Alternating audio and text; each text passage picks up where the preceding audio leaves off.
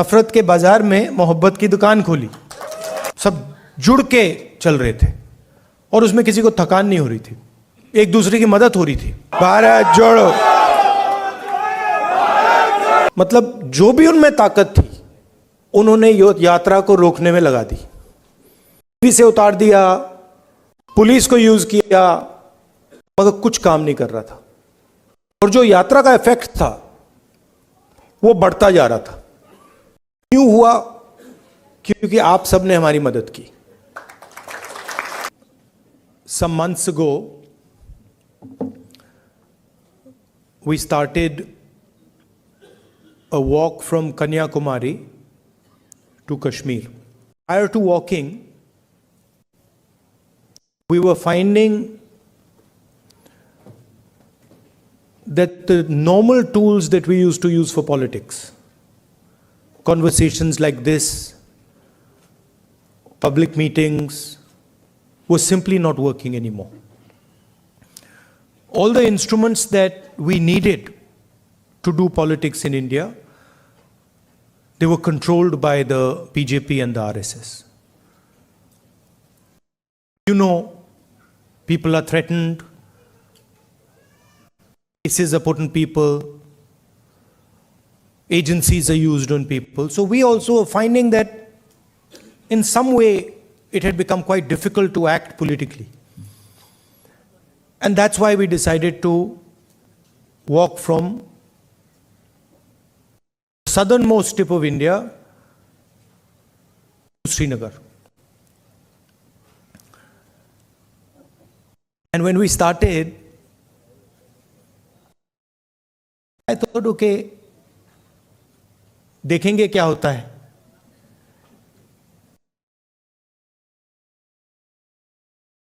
After 5 or 6 days, we realized that actually walking 4,000 kilometers is not an easy thing, you know. And I had an old knee injury that started to act up. So I said, now I'm in real trouble because there's no choice. One has to walk, and I'm having quite a lot of pain. And then quite a surprising thing happened. I started noticing that after walking 25 kilometers is more than half a marathon. So after walking 2-3 weeks, every day 25 kilometers, I suddenly realized one afternoon that it's strange, but I'm not feeling tired at all. I get up in the morning, 6 o'clock we used to start, and we used to end walking at about 7:38 in the evening, and I was like, this is very strange. I'm not feeling tired at all. What is this? And then I started asking people around that, भाई ये हो क्या रहा है? आपको थकान हो रही है? Everybody is saying to me, थकान तो नहीं हो रही. It's very strange. We're not feeling tired. So I started to think about it, and I realized that actually what was going on was that it was not us that was walking. It was India that was walking with us. Right?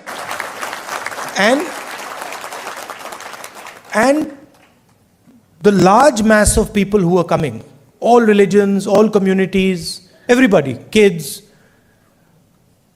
they were creating an atmosphere of love and affection where nobody was feeling tired. Almost as if everybody was walking together. सब जुड़ के चल रहे थे और उसमें किसी को थकान नहीं हो रही थी, एक दूसरे की मदद हो रही थी. And that's where we came up with the idea. नफरत के बाजार में मोहब्बत की दुकान खोली.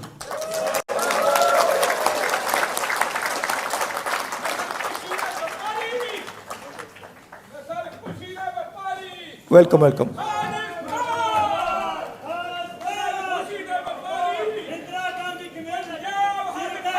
नफरत के बाजार में मोहब्बत की दुकान.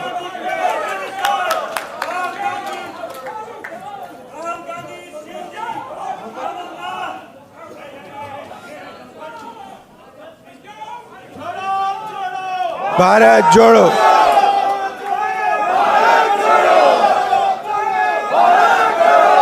See, the interesting thing about us, about the Congress party, is we have affection towards everybody. If someone wants to come and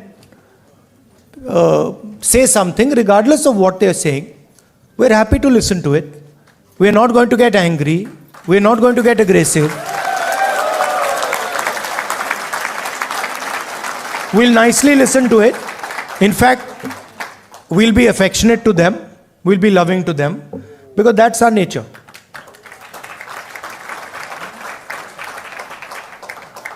So, we found that when everybody started working together,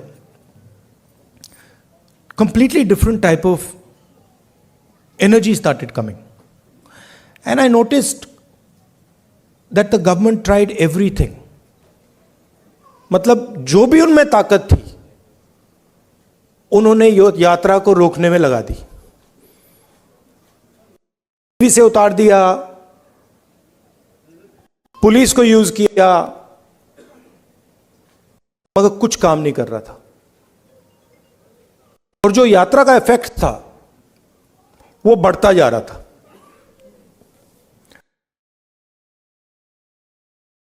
क्यों हुआ? क्योंकि आप सबने हमारी मदद की. सिर्फ not only in India, Bharat Jodo is an idea that is in all your hearts. And it is about respecting each other and being affectionate to each other. It is about not being violent towards each other, not being arrogant. I can see my Sikh brothers here. Your Guru Nanak ji, his entire life was about this only. That be humble, right? Be humble, be affectionate. And we walk nothing compared to Guru Nanak ji. I read somewhere that Guru Nanak ji had gone all the way to Mecca, Saudi Arabia. He had gone to Thailand. He had gone to Sri Lanka. So these giants were doing Bharat Jodo much before we were born. Right? And I can say the same. I can say the same for my friends from Karnataka, Basavana ji, my friends from Kerala, Narayana Guru ji. Yeah, so every state in India has had these giants. Adi Shankaracharya, everywhere. I mean, and every single one of them said, listen to each other, be respectful, not just of your own religion, not just of your own language, not just of your own culture. Be respectful for all cultures, all religions, all languages, because they are in fact the same.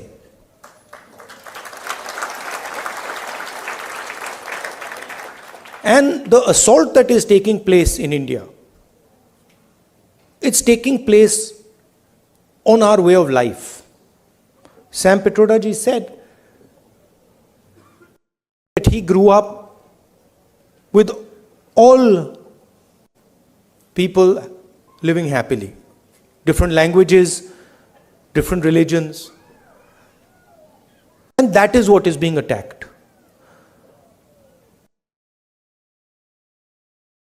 Also, the tradition in India, and again something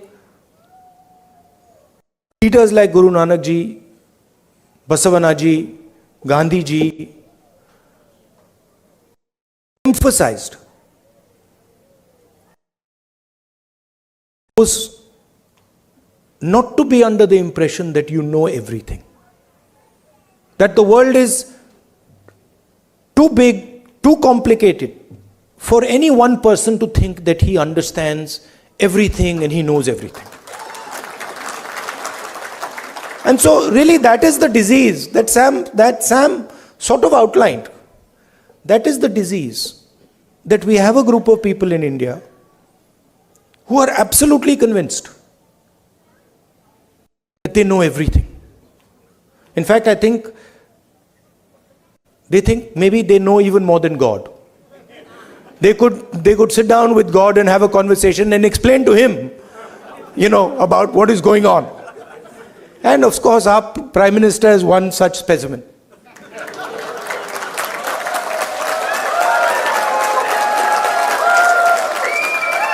I think if you sat Modi ji down next to God, Modi ji would start explaining to God how the universe works. Right?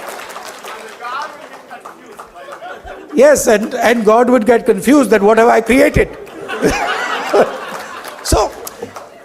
So these are funny things, but really this is what is going on. We have a group of people, who understand everything. They can speak to scientists and explain science to them. They can, speak to historians and explain history to them. They can explain, warfare to the army, flying to the Air Force, whatever they want they can, And at the heart of it is mediocrity. That they actually don't understand anything. Because in life, you cannot understand anything if you're not ready to listen. There's something, the biggest lesson I learned from Bharat Jodo Yatra, that there is something to learn from everybody. We are much older than those children. But I can guarantee you, they can teach us all how to sing. I was looking at them and I was saying, I can't sing like that. It's impossible. So, when you look at another person, you have to appreciate that they have an experience, they have a life, they've seen things, and maybe you can learn a lot from them. Maybe if you open your ears, you can listen to them and learn from them. And that is actually the Indian tradition. If you look at our country, you will find that our country has the ability to absorb any idea that comes.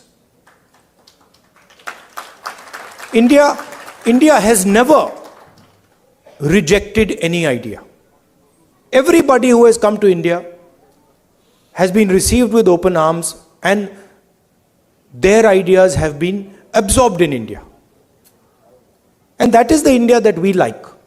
India that respects the rest of the world, India that is humble, India that listens, India that is affectionate. And that is the India that you represent. You would not be here if you did not agree with these values. You would, if you believed in anger, hatred, arrogance, you'd be sitting in a BJP meeting. Right? And I would be doing Man Ki Baat.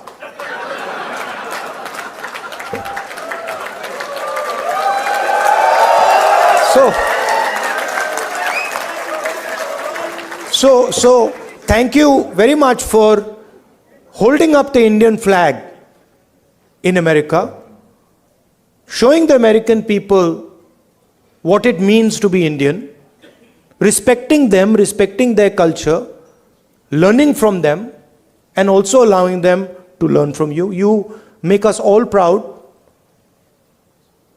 When we think of our country, you're all our ambassadors. When America says Indian people are extremely intelligent, Indian people are masters of IT, Indian people are respectful, all these ideas that have come, they've come because of you and because of your actions and your behaviors. So I thank you very much for that.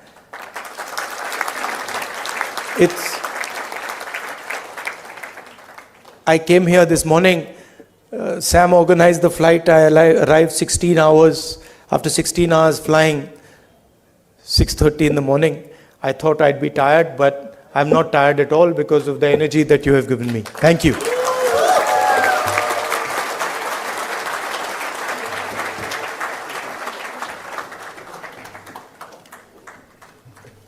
Love you, buddy. Love you. Now they've asked me to answer your questions. Yes. See that few questions. That also would not happen in a BJP meeting. Yes. No questions there. Okay. Only answers. Thank you. Yeah.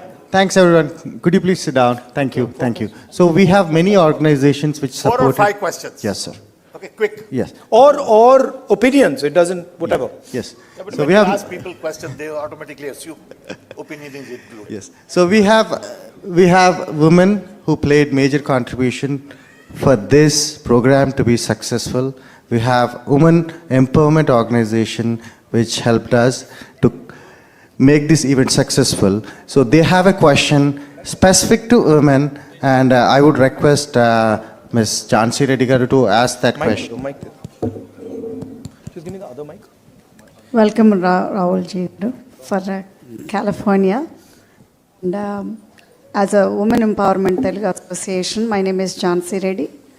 So I would like to ask you 2 questions regarding this women bill that has been, in the court for almost more than half a century. So when the Congress comes in power, Which women's bill? the women's reservation rights. So that bill has been there for more than a quarter century. So as a Congress leader, what is your thoughts on it and how are you going to deal with it? That's of my first question. The second question is, in India, it's very hard for a woman for the safety issue. So what are we going to, offer our next generation of the girls in India? Thank you. So on the women's reservation bill, we are committed to that. We wanted to pass it in the last government, but some of our allies were not too happy with it, and they didn't give us the support for that bill. But I'm confident when we come to power, we'll pass that bill. I think part of the answer to your second question lies in the first question. If we empower women, if we involve women in the political system, if we give women space in the governance of the country, if we give women space in the businesses of the country, we will automatically make them safer. So I think involving them in politics, involving them in business, involving them in running the country are the way to give them power.